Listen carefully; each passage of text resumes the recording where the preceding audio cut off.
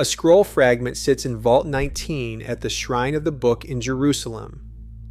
Fragment 4Q531. The Book of Enoch was removed from the Bible by the Council of Laodicea in the year 364. Banned, hidden, called dangerous by the Church. When the Dead Sea Scrolls surfaced at Qumran in 1947, 11 copies of Enoch came up. More than most books that made it into the Old Testament. That fragment is from the Book of Giants. It names the bloodlines that survived the flood. The last family in that line is hunted to the last man at Gath under King David. Old blood. In the next several minutes, you will see what the text names, where the archaeology stands, and why only one of 4 bloodlines gets a closing chapter. If forbidden biblical history fascinates you, hit subscribe. Every week, we uncover what was removed from Scripture. But here's what makes this stranger. The Book of Giants is not one fragment. It is 10 of them.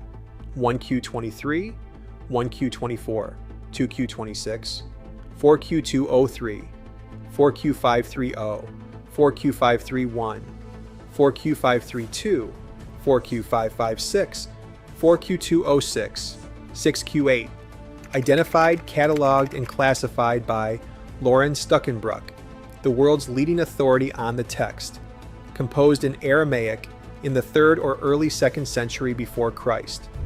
Older than the Gospels, older than the Mishnah, older than the Latin word Bible, and it names them Ohaya, Hahaya, Mahaway, and in Fragment 4, Q530, Column 2, the giant Gilgamesh appears by name. The same Gilgamesh from the Mesopotamian epic, sitting in a Jewish text that the church spent 17 centuries pretending did not exist. The giants are not abstractions in the Book of Giants. They are characters. They speak, they dream. They send messengers to Enoch for interpretation. In one fragment, the giant Mahaway flies to Enoch to ask what their visions mean. Enoch reads them a tablet of judgment. The flood is coming. The fathers will be bound. The children will perish, most of them. That is the siyum the church needed to close, because the same text that says most of them perish names the ones who do not. The Book of Enoch, in the Michael Knibb translation from Oxford in 1978, in chapter 7, verse 2, says the giants stood 3,000 cubits, that they devoured the produce of men, that they devoured beasts and birds and fish, and that they devoured one another's flesh. The Ge'ez direct translation by Ephraim Isaac, published Oxford 1983 from manuscripts kept in the Oxham Highland monasteries, preserves the same passage word for word.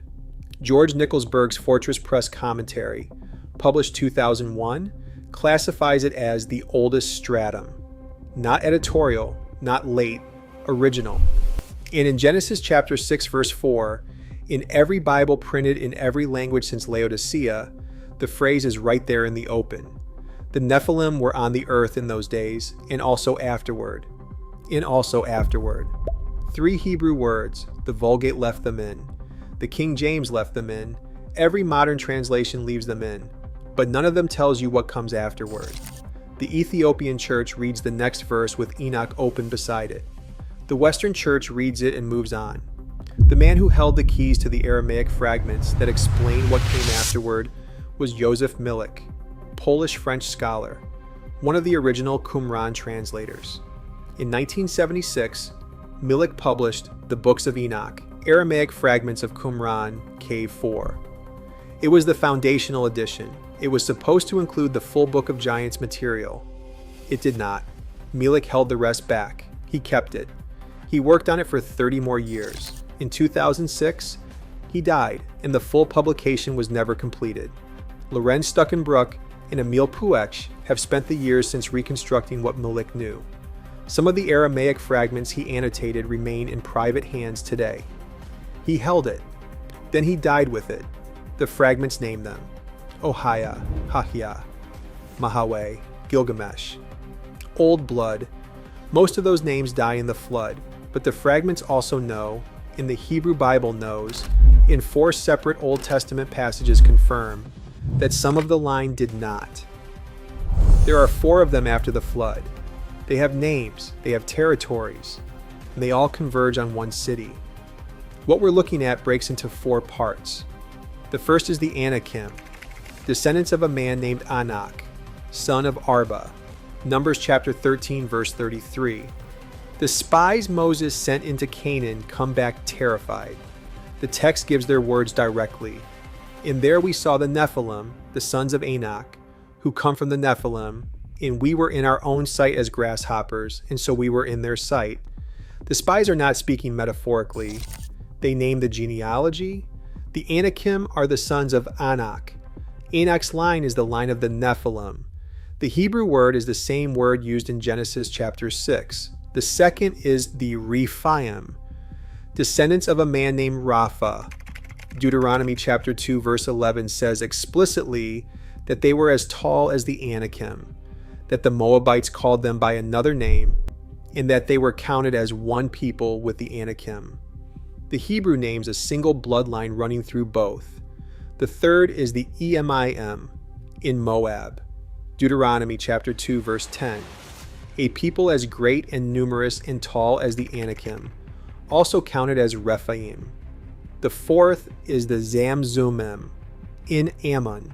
Deuteronomy chapter 2 verse 20. The text is blunt. That land was also regarded as a land of giants. Giants formerly dwelt there, but the Ammonites called them Zamzummim, a people as great and numerous and tall as the Anakim. 4 names, 1 ancestry, 4 tribes occupying a contiguous arc east and south of the Jordan, named in 4 separate Hebrew Bible passages, identified by the same descriptive language, and all said to be of the same height and the same line. What modern readers don't realize is how closely this matches what archaeology has actually found. The Ugaritic Rapiu tablet, KTU 1.108, recovered from Ras Shamra on the Syrian coast, dates to the 13th century before Christ, written by Canaanite scribes with no investment in the Hebrew tradition. It names a figure called Rapiu, king of eternity. It locates him enthroned in Ashtaroth and ruling in Edrei. Those are the exact 2 cities that Deuteronomy chapter 1 verse 4 names as the capitals of King Og, the last of the Rephaim. The Ugaritic tablet predates the Deuteronomic text by at least half a millennium. Same Semitic root, same geography, same people. In 1918, the German scholar Gustav Dahlmann surveyed the area around Ammon, the ancient Rabbah of the Ammonites. He found a dolmen, a megalithic stone burial structure whose dimensions matched the iron bedstead of King Og, described in Deuteronomy chapter 3 verse 11. 9 cubits long, 4 cubits wide. About 13 feet by 6, the region of Bashan, the kingdom Deuteronomy explicitly calls a land of Rephaim, contains hundreds of these megalithic dolmen tombs, dating from the 5th to the 3rd millennium before Christ. They are concentrated nowhere else in the Levant at this scale, except for one similar cluster in the hills of Judah near Hebron, which is the exact location where Numbers chapter 13 places the Anakim. In 2019, Irene Meyer, professor at Bar Ilan University and 25-year director of the Tel Sefi excavation, unearthed something that changed the conversation. Beneath the layers, his team had already mapped at the site identified as biblical Gath. In a stratum dating to the 11th century before Christ, he found fortifications built with stones twice the size used at comparable Iron Age sites, walls twice the standard thickness on a scale that has no real parallel in Iron Age Philistia. Meir published the analysis in 2020 in the Journal of Biblical Literature in an article titled Memories, Myths, and Megalithics, Reconsidering the Giants of Gath. The mainstream response is careful. These were legendary tribes. The dolmens are simply Bronze Age burial architecture. And Meir himself notes that no oversized skeletal remains have been recovered from Philistine graves at Tel Safi. Fine. But the Ugaritic scribes named Og's 2 ruling cities by name half a millennium before Deuteronomy was compiled. The dolmen dimensions match the iron bed almost to the foot, and the megalithic architecture at Gath is anomalously oversized in a stratum that dates to the exact century, the David narrative places him there. 4 lines, 4 names, 1 ancestry, old blood. 3 of those 4 lines fade out of Scripture without a final scene. Only one ends with a name, a city, and 4 named men sent to kill the survivors. The suppression starts at the Council of Laodicea in the year 364. Church leaders sitting in Asia Minor, drawing the boundaries of what the empire would call Scripture and what it would not. The official reason given for removing Enoch was that the text contained excessive material about the Watchers and their offspring. That was the stated reason. The deeper reason is harder to miss once you read the chapters they were cutting. Enoch named names. Enoch named bloodlines. Enoch tied the Watchers' descendants to specific tribes still on the map. The Hebrew Bible's offhand phrase, and also afterward, was, in Enoch's tradition, a full chain of custody. A few decades later, around the year 400, Jerome compiled the Latin Vulgate. Enoch was already gone. Jerome treats it as apocryphal in his prefaces. The phrase "and also afterward" stays in the Latin Genesis, but the tradition that explained it is severed. Augustine, in City of God, argued from the other direction.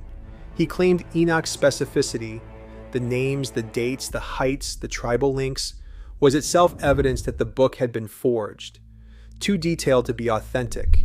The Ethiopian church, operating outside Roman authority, did the opposite. They kept Enoch.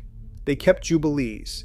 They preserved the complete Ge'ez text in the Highland monasteries, including the holdings at the Church of Our Lady Mary of Zion in Aksum, where some manuscripts remain today, behind walls tourists never enter.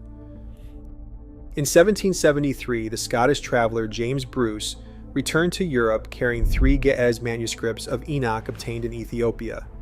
They were deposited at the Bodleian Library in Oxford. Bodleian Bruce 74, Bodleian Bruce 93. The early Oxford scholars who read them were troubled. The geography of the giant passages, they said, was irreconcilable with the received tradition. The passages that connected the Watcher children to named Old Testament tribes were described as later editorial accretion. That assessment was canonized in 1906 when Robert Henry Charles published the standard English edition of 1st Enoch at Oxford. Charles flattened the chapters that tied the post-flood survival passages to the specific Hebrew tribes. He footnoted them. He treated them as secondary. Every English Bible reader for the next 70 years took Charles's framing as fact. But what the standard translation hides is this: the 4 names are still in the Hebrew Bible. They are not in Enoch alone. They are in Numbers. They are in Deuteronomy. They are in Joshua. They are in 1st and 2nd Samuel. They are in 1st Chronicles. And in one specific passage, the line is closed. Here's what the translators left out. The Book of Enoch, in chapters 86 through 88, the section scholars call the Animal Apocalypse, contains a description of what happens to the Watcher's children at the time of the flood. Nibb's 1978 Oxford edition translates it directly. Isaac's 1983 Ge'ez translation preserves the same language. Nickelsburg's 2001 Fortress commentary classifies it as part of the oldest stratum. The passage describes the Watchers being bound, the flood coming, the giants destroyed, and then, in a clause Charles in 1906 treated as marginal, a remnant of the Watchers' descendants surviving through a route the church found embarrassing to teach. Most pulpit Bibles never quote the chapter at all. What the Hebrew Bible does instead is name the survivors. Joshua chapter 11 verse 22. There was none of the Anakim left in the land of the children of Israel. Only in Geza, in Gath, and in Ashdod some remained. Joshua names them. Joshua names the cities: Gaza, Gath, Ashdod. 3 Philistine cities, 3 pockets where the line was not finished. Gath. The text is naming the survivor. Then come the men of David. 2 Samuel chapter 21 verses 15 through 22. 4 engagements. 4 named giants. 4 named killers. Ishbi-Benob. The first, a descendant of Rapha, the man whose name became the tribal name Rephaim. He carries a bronze spear weighing 7.5 pounds and threatens to kill King David himself. Abishai, son of Zeruiah, cuts him down. Saph. Second, also called Sippai in the parallel passage at 1 Chronicles chapter 20, verse 4.